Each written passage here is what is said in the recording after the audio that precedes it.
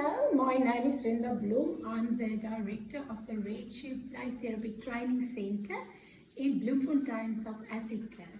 Today I'm going to discuss the topic of preparing for play therapy, how to prepare to start with play therapy, and how to set up the playroom. And we are going to start this discussion with first discussing the toys and the miniatures that you need in your playroom and the different kind of modalities that you can use. The way in which it is used will be discussed in a different video, but today I want to focus on if you have to start collecting your stuff, what categories of toys which you have, and then also what documents need to be completed before we start, and we're going to discuss that a little bit more. So when we look at categories of toys, the first category that we get is our nurturance and family related toys. And here we refer to the following kind of toys: a family, butkins, wooden dolls, bendable wooden dolls, or any kind of family miniatures. In other words, there must be a mother and a father figure, maybe a brother and a sister, grandmother, grandfather, and then definitely children and babies. And normally we would have that in different cultures, especially if you work in a specific culture, you will have that available in that specific culture. With that goes the dollhouse. And a dollhouse is something that we can buy, or it is something that we can make ourselves from shoe boxes. So it's a very nice project, I think, that you can do to use shoe boxes and glue it together and paint it and then build it as different rooms. And then also we need furniture in that playroom, and normally that furniture would be normal rooms that you get in a house. So there would be at least 2 bedrooms maybe, and there will be a bathroom and a kitchen and maybe a lounge or so. It is also a good idea sometimes to have 2 dollhouses, because a lot of the children that we work with come from divorced families, and they often want to play out what's happening at mom's house and dad's house. So that gives them the possibility to do so. Then I also have a dollhouse hospital, which is something that works extremely well. In the hospital, there's also specific toys, hospital doctor kind of toys, and a doctor kit and so. And yeah, then you get your baby bottle and your water and a bowl for water and kitchen dishes and dress up clothes. For example, a surgeon's suit and so. Children like that a lot.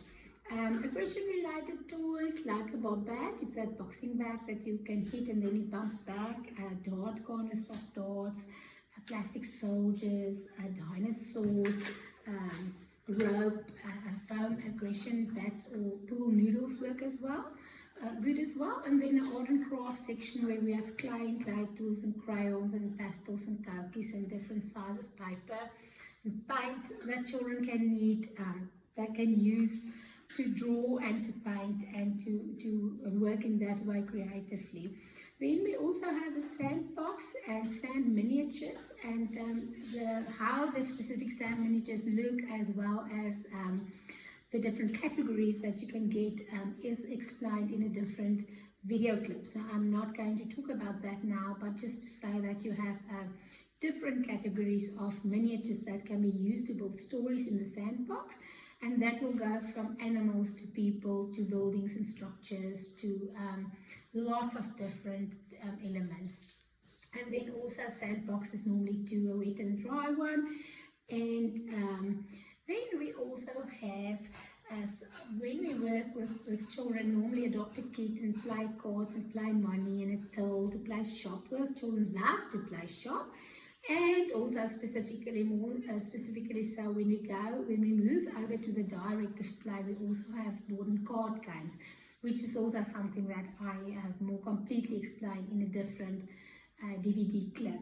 So I think the main important thing is that when you work non-directively, so when you work with younger children, preschoolers, up to the age of 8, You will have your toys all unpacked in the playroom, so the child have access to all of this. Normally the toys will be in baskets or on shelves, and there will be the different sections, and the child will have the option to move freely from one section to another as they wish, whereas the therapist might use specific reflective skills to reflect what the child is doing. So the specific reflective skills we get in child-centered play therapy will be the reflection of content and tracking if a child's not talking, and reflection of feelings, which is very important in terms of therapy, because therapy is about healing and it's about feelings, and encouraging statements, and sometimes also limit setting that is necessary. So if you work with children both younger and older, so maybe you are going to work more non-directively and directively, it's a good idea to have a cupboard that has shelves on it that you can open and close. So maybe you can, if you have board games, you can just close that section when you see a younger child, because what's going to happen if you don't do that is that the child is going to, the young child, the 3 and 4 year old, is going to run to the different board games and ask, what's this and what's that?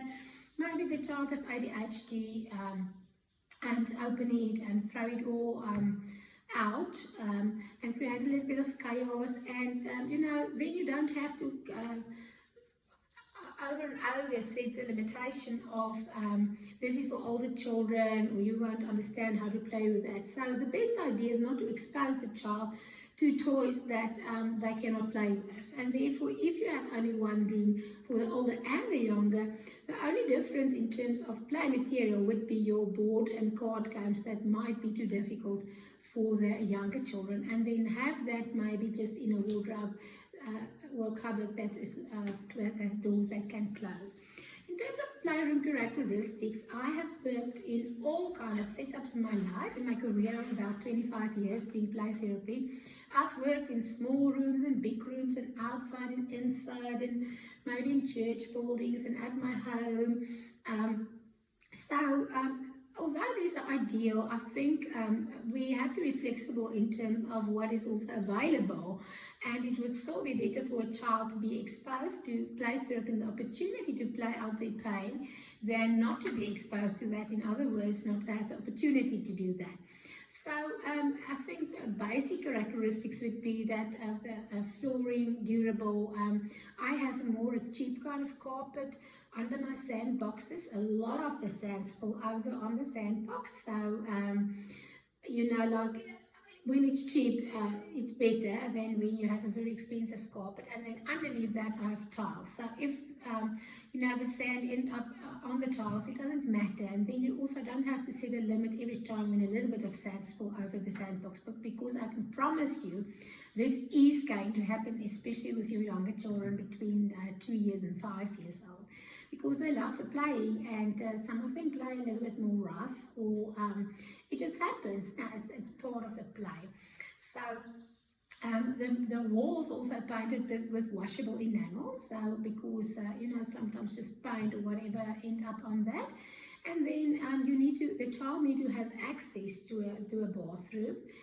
Maybe that's close by. It would be an ideal to have that in the playroom, but that's not always possible. So some in my years that I remember of working, sometimes I had it and sometimes not. And then also a washing basin so that they can wash their hands. What is very important is that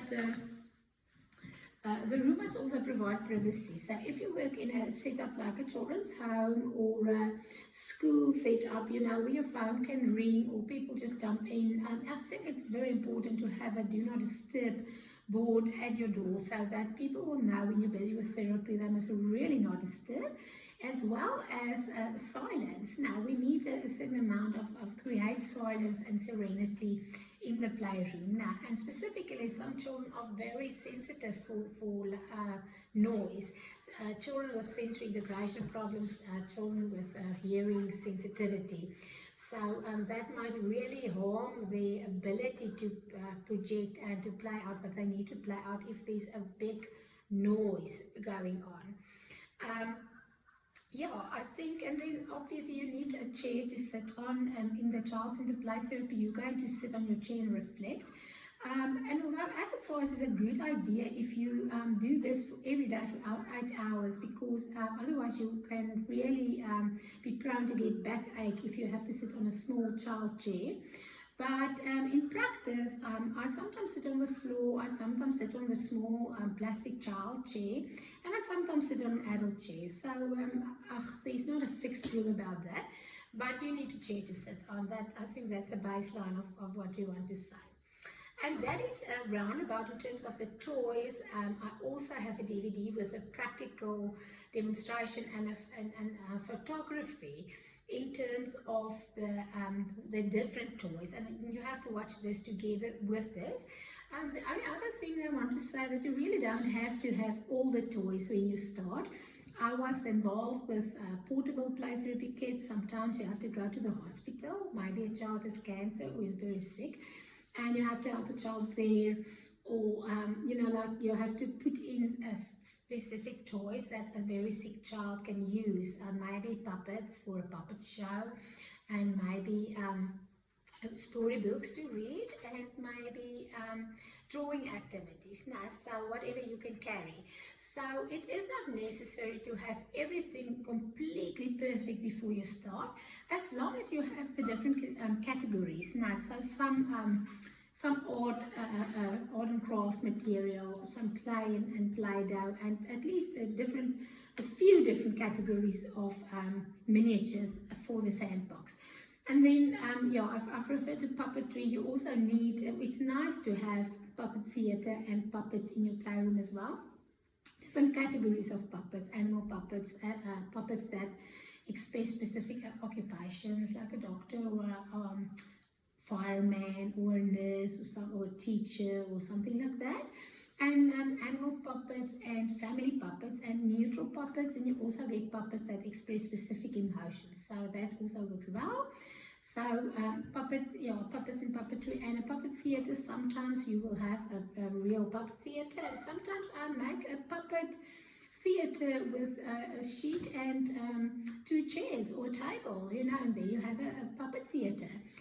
Okay, so that is about the toys, and that's all that I want to say about that in terms of the setting of the playroom. The completion of administrative forms I'm going to do in the next clip.